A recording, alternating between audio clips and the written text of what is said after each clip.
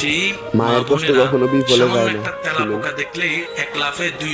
2 mile দূরে চলে যায়, একটা টিকটিকি দেখলে ভয়ে রাত্রে ঘুমাতে পারে না, সেই মা সেই মেয়ে 10 মাস পেটে সন্তান রাখে। একটু যদি আমি বুঝাতে পারতাম কথাটা,